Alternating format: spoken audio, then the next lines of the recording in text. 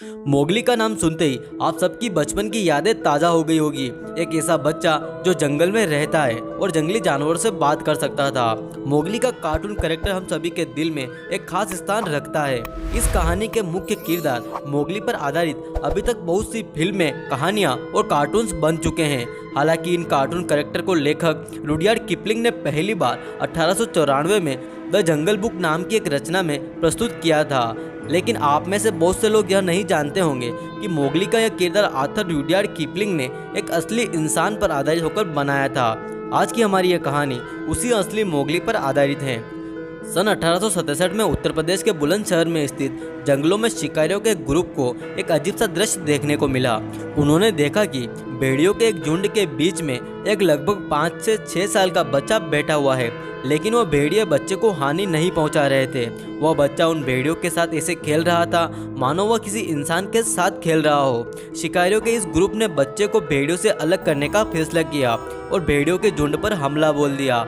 उन्होंने उस गुफा को भी आग लगा दी जिसमें कुछ भेड़िए जाकर छिपे हुए थे।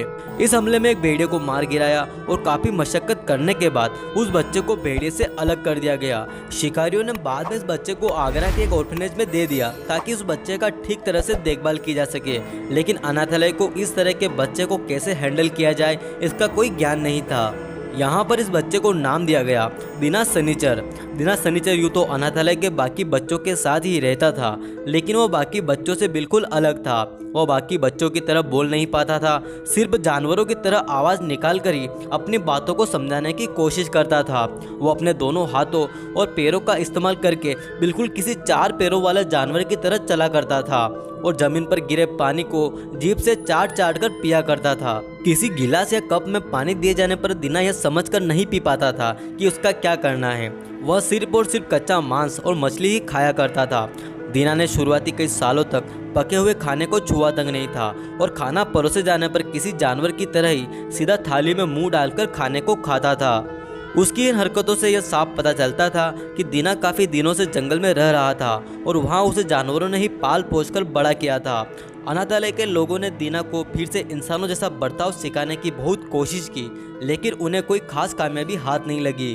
कुछ सालों के परीक्षण के बाद दीना पका हुआ खाना तो सीख गया, लेकिन खाने को खाने से पहले किसी जानवर की तरह खाने को सूंघने की दीना की आदत को वो लोग कभी भी बदल नहीं पाए। इसके अलावा उनके अनेक प्रयासों के बावजूद भी दीना कभी भी बोलना नहीं सीख पाया। वह हमेशा से ही जानवरों जैसी आवाज़ें निकाला करता था और इन्हीं आवाज़ों के जरिए लोगों को अपनी बातें समझाने की कोशिश किया करता था। दीना 12 साल की आयु तक आते आते कपड़े पहनना और 2 पैरों पर चलना तो सीख गया, लेकिन वह सोते वक्त भेड़ियों के जैसे ही पोजीशन में सोया करता था। अपनी छोटी सी उम्र में दीना इंसानों वाले बहुत ही कम गुण सीख पाया और हजारों कोशिशों के बावजूद वह अपनी जंगली प्रगति को पूरी तरीके से बदलने में कामयाब न रहा। उसने जीते जी कभी भी किसी इंसान को दोस्त नहीं बनाया था। उसने कभी किसी इंसान के प्रति किसी भी तरह का लगाव नहीं दिखाया था। हालांकि अनाथालय में रहने वाले कुत्ते से उसकी काफ़ी अच्छी दोस्ती थी। वह दिन भर उसी कुत्ते के साथ खेलना और रहना पसंद करता था। इसके विपरीत दीना में इंसानों जैसी कुछ बुरी आदतों ने भी जन्म ले लिया, जैसे कि धूम्रपान करने की आदत। वह धूम्रपान करने का इतना आदी हो चुका था कि आखिरकार इसी के कारण 35 साल की आयु में दीना की मौत हो गई। तो यह थी असली मोगली यानी दीना सनीचर की कहानी। हमें उम्मीद है आपको इस कहानी से बहुत कुछ जानकारी मिली होगी। अगर वीडियो पसंद आया तो वीडियो को लाइक कीजिए और अगर इस वीडियो के माध्यम से चैनल पर नए आए हो तो चैनल को सब्सक्राइब जरूर कीजिएगा और साथ में बेल नोटिफिकेशन को भी ऑन कर दीजिएगा। मिलते हैं अगले वीडियो में कुछ नई रोचक जानकारी के साथ। तब तक के लिए जय हिंद।